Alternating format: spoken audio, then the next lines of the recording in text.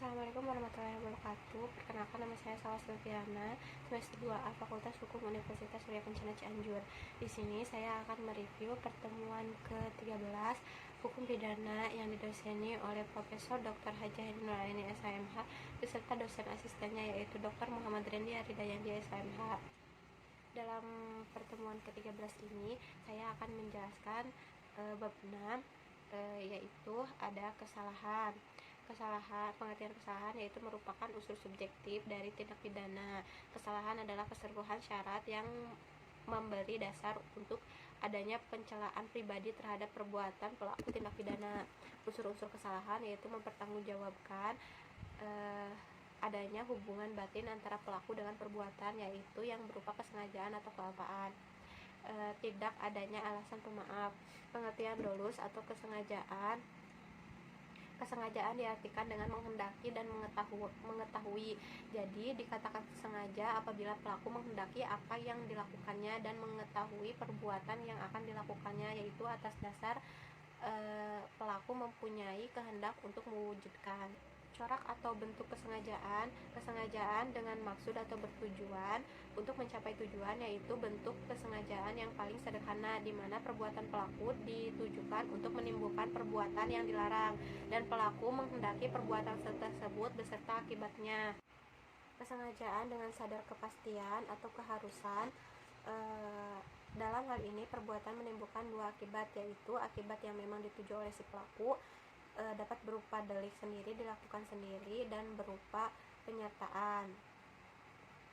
Yang kedua, akibat yang tidak dikehendaki tetapi merupakan bentuk dalam pencapaian tujuan sehingga akibat ini pasti terjadi atau timbul. Kesengajaan dengan sadar kemungkinan ada keadaan tertentu yang semula mungkin terjadi kemudian benar-benar terjadi. Contohnya arrest Quetard di kota Huzain.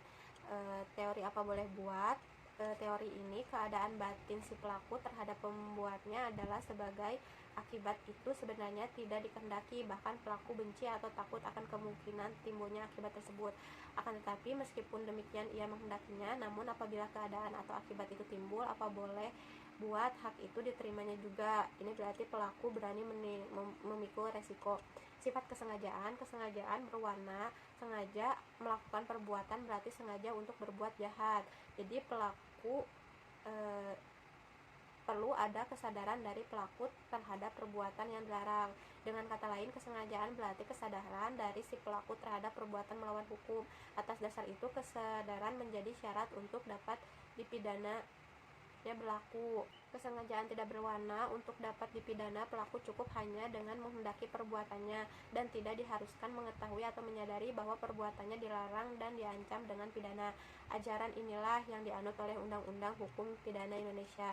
Pembagian jenis-jenis kesengajaan yaitu dolus determinatus, dolus indeterminatus, dolus alternativus, dolus generalis, Weber's dolus generalis, dolus identus atau error haftung, dolus premeditatus.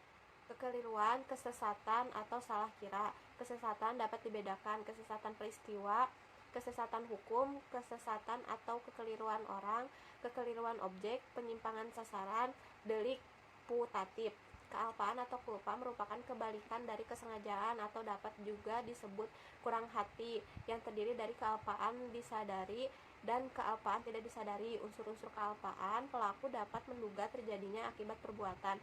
Dalam hal ini hubungan batin si pelaku dengan akibat yang timbul dari perbuatannya sehingga pelaku dapat menduga tetapi pelaku kurang hati-hati. Bentuk-bentuk kealpaan, kulpa lata yaitu kealpaan berat, culpa lepis yaitu kealpaan ringan, bewussti skuld yaitu kealpaan disadari pelaku dapat membahayakan atau memperkirakan kemungkinan timbulnya akibat dari perbuatan. Kemampuan bertanggung jawab yaitu keadaan batin atau jiwa seseorang yang sehat dan normal ketika melakukan tindak pidana.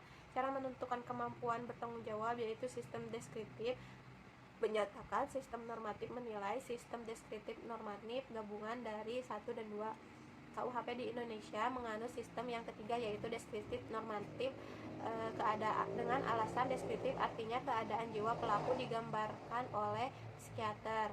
Tidak mampu bertanggung jawab untuk sebagian, yaitu suatu keadaan tertentu dari pelaku yang disebabkan keadaan jiwa sehingga untuk sebagian dinyatakan tidak mampu bertanggung jawab, yaitu ada penyakit kleptomani, piromani, klaustrofobi, nipomani.